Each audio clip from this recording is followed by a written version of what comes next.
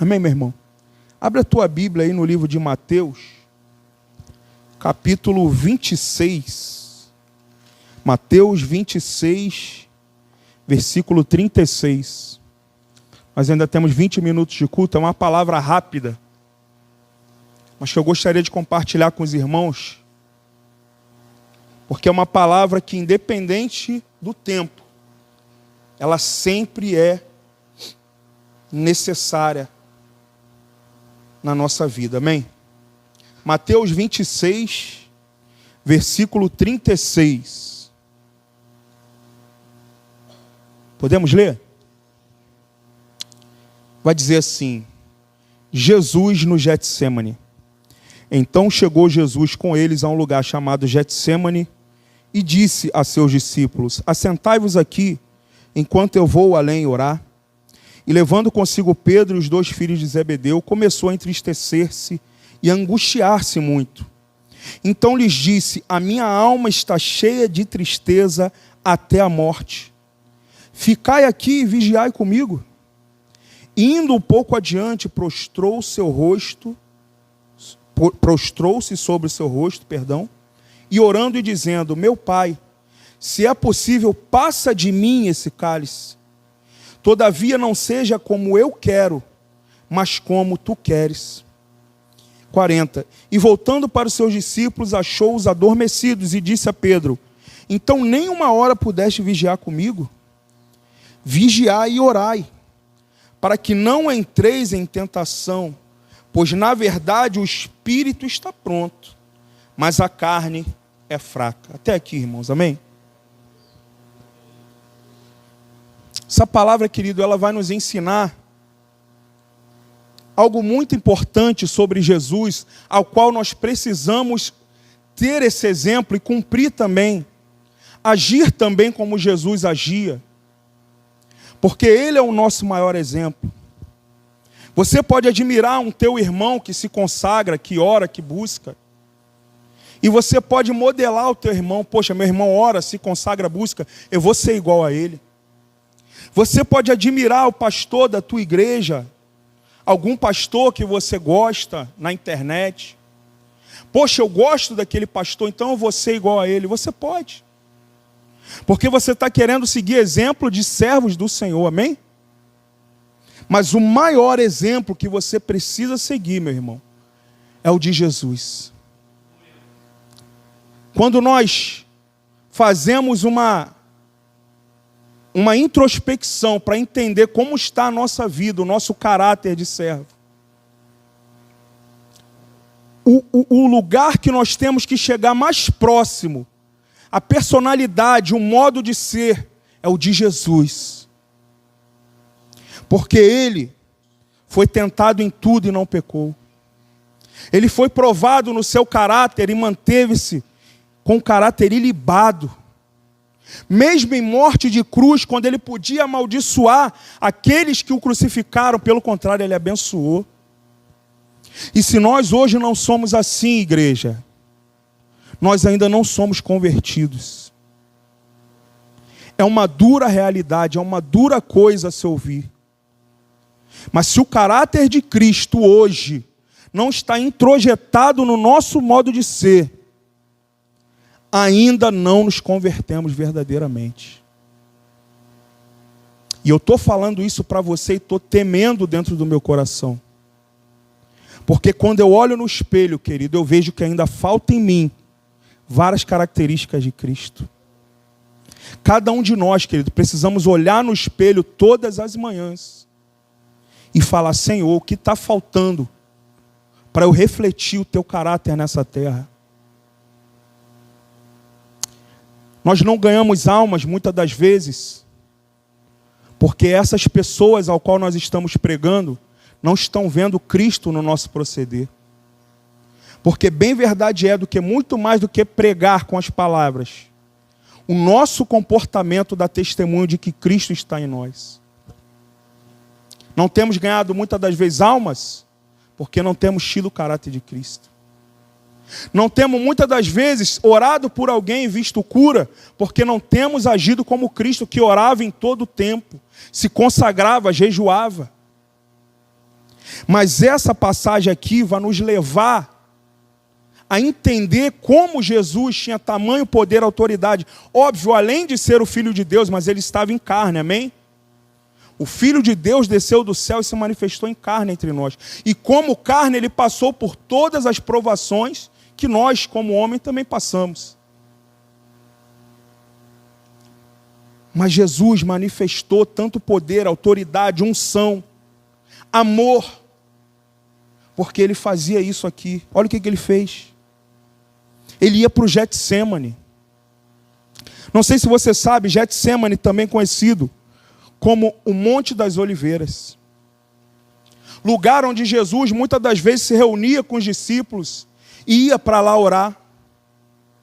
Jerusalém era uma cidade, querido, onde o povo, os sacerdotes, andavam com vestes sacerdotais, andavam com toda a pompa, passeavam ali no meio do povo, mas na verdade, aquilo não era nada além de mera religião.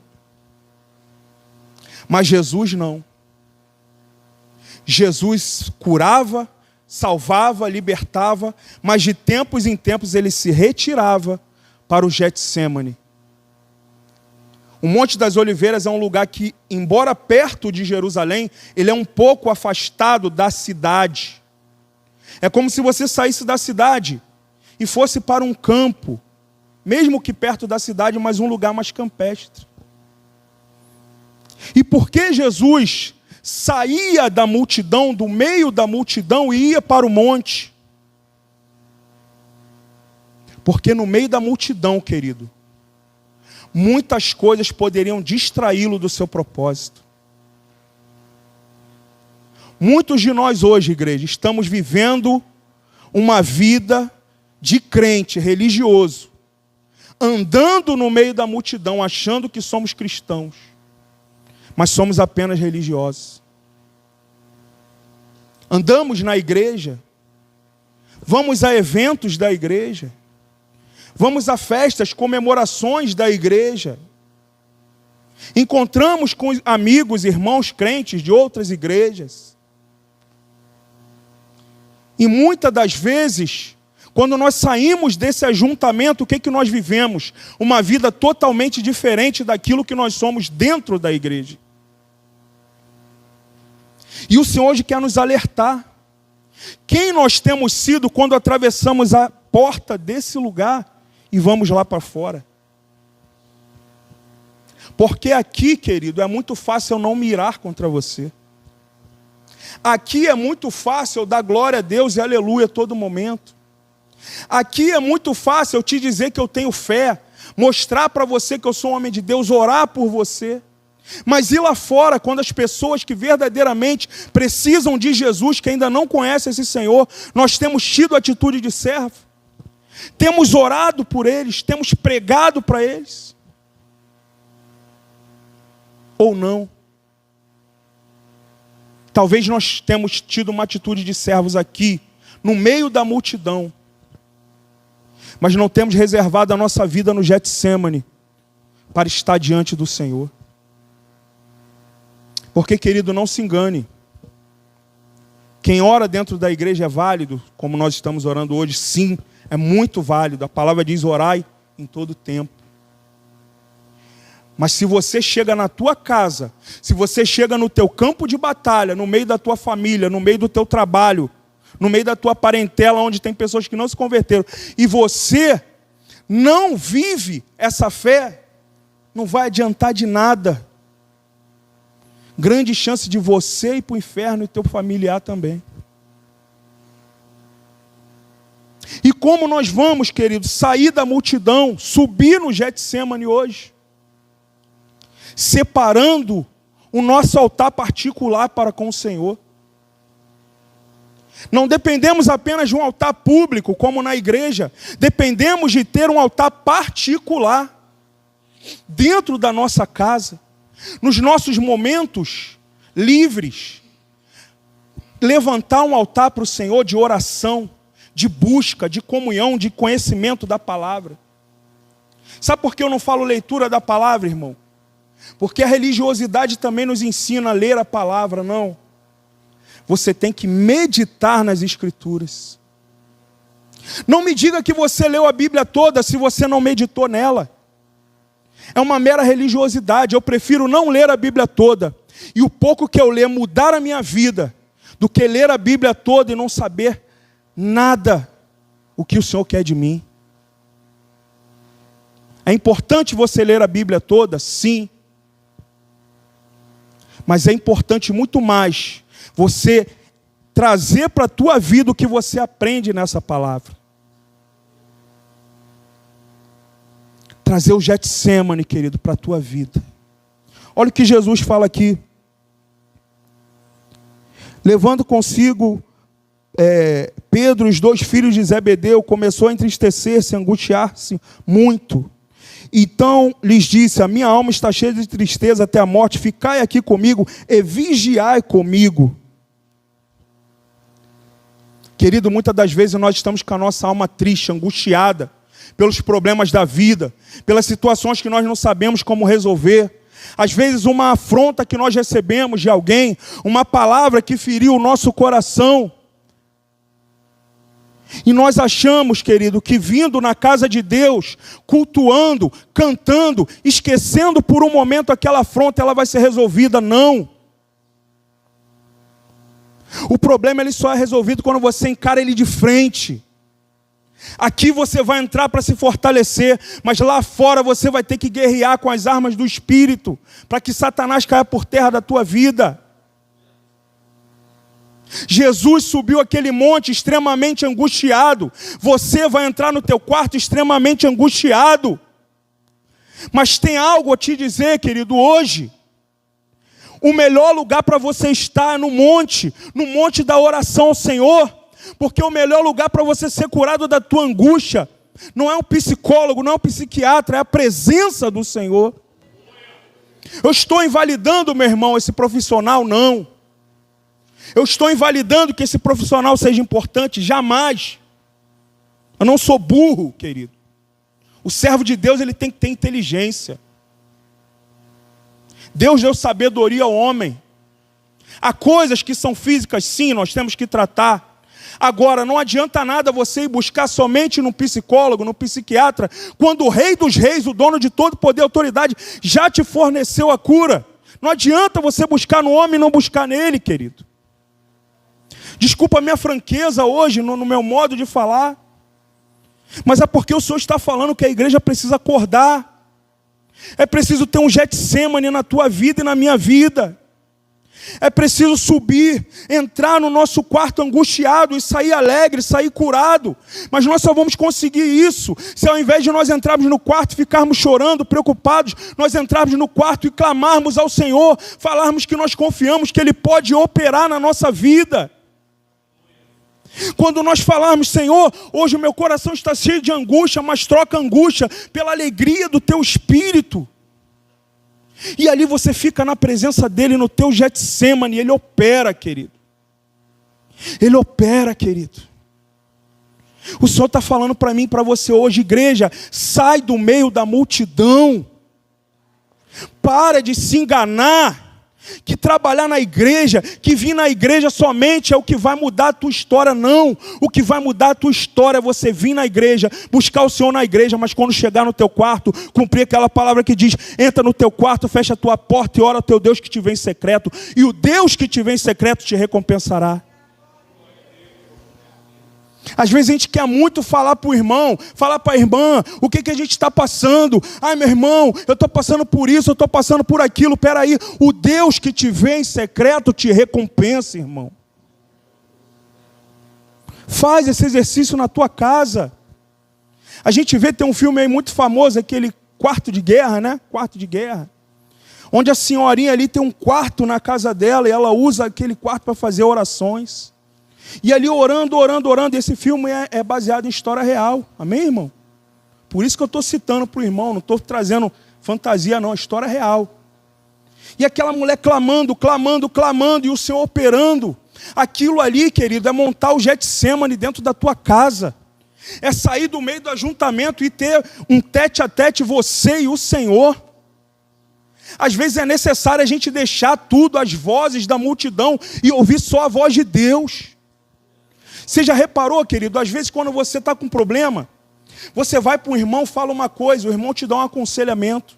Aí você vai para outro irmão, fala uma coisa, aí o irmão te dá outro conselho sobre a mesma coisa. E você fica confuso. Para de ouvir a voz da multidão e ouve hoje a voz do Senhor. E como nós ouvimos a voz do Senhor, além de montar o nosso quarto de guerra, o nosso quarto de oração, o nosso Getsemane, é meditando nessa palavra. Você clamou, você pediu, você falou com o Senhor, agora abre a tua Bíblia e fala: Senhor, fala comigo. Porquanto eu estou indeciso, eu estou preocupado, eu não sei o que fazer, mas a tua palavra me guia. Quantas vezes, irmãos, eu sei que tem irmãos aqui que têm esse testemunho, eu tenho esse testemunho, que nós estávamos confusos, sem saber o que fazer, fomos aos pés do Senhor, fomos para o nosso Getsemane, o Senhor se revelou a nós nessa palavra, nos dando a orientação, a direção do que fazer. Quantas das vezes nós clamando ao Senhor, o Senhor nos visitou em sonhos e nos deu a direção. É isso que vai acontecer, haja assim, haja assim. Porque nós insistimos então ainda, igreja, em viver a religião, a multidão. Se há um Espírito Santo que diz que estaria conosco até o final dos tempos, até a consumação dos séculos, Ele está contigo, Ele está comigo, querido. Está indeciso sobre o que fazer, está preocupado, está ansioso, está sem fé, está com medo, vai ao Espírito Santo no teu Getsemane, e Ele vai responder o teu clamor, querido.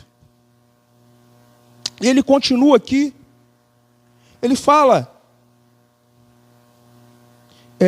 Indo um pouco adiante, prostrou-se sobre o seu rosto, orando e dizendo: meu Pai, se é possível, passa de mim esse cálice, todavia não seja como eu quero, mas como tu queres.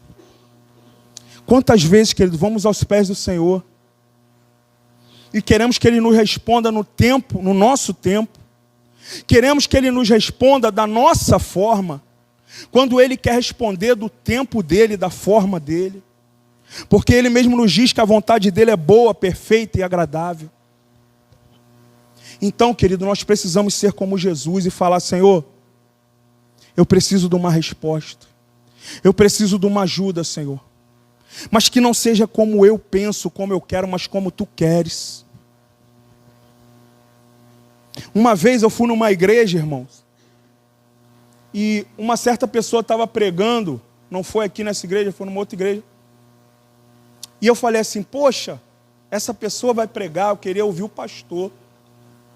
Aí uma mulher de Deus muito sábia chegou e falou assim para mim: olha só, seja o pastor ou seja o irmão, o que Deus tem para falar conosco, Ele vai falar, então fica ligado. É do jeito dele, igreja. Às vezes você está resmungando com o Senhor, murmurando com o Senhor: ah, Senhor, mas não está sendo assim, mas está demorando, mas é desse jeito. Não, deixa Ele fazer da forma dele, querido. Porque se até Jesus, o próprio Filho de Deus, falou: Senhor, faça da tua forma, do teu jeito, a tua vontade, quem somos nós para falar para Deus como Ele tem que fazer, querido? Nós só temos que pedir a misericórdia e pedir a ajuda do Senhor. Qualquer um, querido, qualquer um. Pode ser pastor, pode ser o que for. Se eu chegar aqui e quiser que o culto seja do meu jeito, o Senhor vai tratar comigo, porque a igreja dele, o culto tem que ser do jeito dele. É por isso que hoje a igreja tem estado fria, querido. Porque os homens querem fazer do modo deles, não. No dia que nós formos para o Getsemane e falarmos: Senhor, como Tu quer que seja o culto da Tua casa? Como Tu quer que sejam as palavras que vão ser pregadas na Tua casa? Como Tu quer que seja o louvor da Tua casa? Aí sim, nesse dia o Senhor vai se manifestar. Que Ele vai falar assim: agora vocês querem a minha vontade, então eu vou mostrar a minha glória no meio de vocês. Mas é necessário Getsemane, igreja.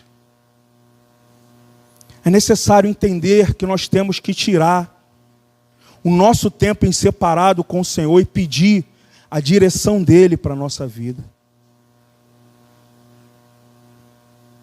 Você já viu que tem igrejas por aí hoje, à torta e à direita? Você vai lá, passa numa esquina, vê uma igrejinha. Passou dali a 2 meses, ué, cadê a igreja? Fechou, claro. Abriu sem a direção de Deus. A mão de Deus não está ali, não vai subsistir. Agora tem obras que começam pequenininha e vai crescendo, vai multiplicando, vai ganhando vidas, vai transformando vidas. Por quê, querido? Porque foi sob a direção do Senhor Jesus. Às vezes você está se perguntando, poxa, Senhor, por que a minha vida espiritual ainda não chegou do jeito que eu queria que ficasse, cheio da unção? Eu sou o irmão que ora pelos irmãos, eles são curados. Eu sou o irmão que abre a minha boca está cheia da tua unção. Por que não aconteceu, Senhor? Porque talvez você está querendo essa unção para o teu proveito próprio. Talvez você está querendo essa unção para você manifestar o teu ego e todo mundo falar que você é ungido, que você tem um dom. Mas tudo que o Senhor nos dá, querido, é para que nós possamos usar em prol do outro. É necessário que tudo que o Senhor nos dá, a gente venha multiplicar na vida do outro. Porque se a gente estiver usando para a nossa glória, o Senhor tira, porque Ele não divide a glória dEle com ninguém. Então, querido, a palavra que o Senhor quer nos dar hoje é essa. Ele ainda fala aqui, para Pedro, você não pode vigiar comigo nem uma horinha, Pedro. Quantos de nós, querido, ficamos dependendo que o irmão ore conosco para que a gente possa orar? E o Senhor está nos dizendo que Ele não quer mais isso. Ah, não, eu dependo do pastor ir lá na minha casa para que o diabo caia por terra. Não. Deus te deu poder e autoridade. Se você não está tendo poder e autoridade para o diabo cair por terra na tua casa, é que você está errado com Deus. Se santifica, se purifica, se enche do Espírito, e você vai ver se o diabo não vai cair por terra com a tua oração. E para finalizar, falei que ia ser breve, já vai dar 9 horas. Jesus ainda fala para os discípulos para finalizar: vigiai e orai, para que não entreis em tentação. Na verdade, o espírito está pronto, mas a carne é fraca. Temos que criar o nosso Getsemane, o nosso lugar de oração a sós com Deus, para que o Senhor venha nos ungir, nos ouvir, nos abençoar, nos direcionar. Mas também, querido, e principalmente, para que nós possamos vencer a nossa carne. Porque Jesus está voltando, igreja. Eu sei que você já é mais do que natural para você ouvir nessa igreja: Jesus está voltando. É mais do que natural você saber que Jesus está voltando, porque quando você olha a televisão, olha os acontecimentos, quem conhece a palavra é nítido que Jesus está voltando. Mas talvez você possa não estar atento que quanto mais próximo estiver da volta do Senhor Jesus, o diabo vai tentar enfraquecer a nossa carne. O diabo vai tentar enfraquecer a nossa carne através dos nossos olhos, através dos nossos ouvidos, através dos nossos sentidos no geral. Talvez você não se sinta tentado nos teus olhos, talvez não são as coisas que você vê que te derrubam, mas de repente são as coisas que você ouve. E ele vai lançar pessoas para falar coisas, para entrar no teu coração, gerar mágoa, você ficar chateado. E em ficando chateado, você vai ter uma mágoa, e se Jesus voltar, você vai perecer. Então nós temos que orar, temos que ter o nosso Getsemane, principalmente para pedir ao Senhor: Senhor, me fortalece. Senhor, me dá visão espiritual. Quando a palavra for uma seta maligna para eu ficar magoado, Senhor, torna meus ouvidos surdos, Deus. Torna meu coração blindado para que aquela palavra não desça para o meu coração e eu fique magoado. Senhor, torna meus olhos santos, Deus, para que quando eu olhar para algo, aquilo em outro momento me sujaria, mas que eu venha olhar, meu Pai, com o teu olhar e ter misericórdia, meu Pai, daquela situação. Talvez hoje, querido, o que o diabo vai fazer para nos tirar da presença de Deus nesse último tempo da igreja na terra são setas na nossa mente. E eu diria que essa é a principal arma que ele vai usar agora. Mas a palavra já nos garante, ela já nos ensina: tome o capacete da salvação. Quando você toma o capacete da salvação, querido, lá no teu Getsemane, lá no teu lugar de oração com Deus, lendo essa palavra, pedindo que o Senhor blinde a tua mente. Por mais que Satanás tente, ele não vai conseguir te derrubar e me derrubar. Mas é urgente hoje, igreja. É urgente hoje que a gente tenha um Getsemane com o Senhor. É urgente que nós venhamos chegar nesse culto já, cheio da presença de Deus. Não é mais tempo de esperar chegar aqui para ver se a presença de Deus vai vir sobre nós. Não, você tem que ser o canal da presença de Deus nesse lugar. É você que ao entrar aqui já tem que vir acompanhado do Espírito Santo. Porque o fogo que estiver em você vai incendiar os teus irmãos. Aqueles que estiverem com o coração aberto. O Senhor está falando hoje, tira a responsabilidade da igreja de você receber a minha presença. É chegado o final dos tempos. A igreja é o lugar onde você vai ser ensinado a me buscar. Agora, você precisa me buscar em todo o tempo, dentro e fora da igreja, para que ao chegar no culto, o culto seja uma bênção. O culto não vai ser uma bênção por causa do pastor, por causa do irmão, não. O culto vai ser uma bênção por causa da igreja. Se a igreja chegar aqui já, cheia da presença de Deus. Amém? Receba essa palavra, meu irmão. Amém? Vamos orar para finalizar o culto?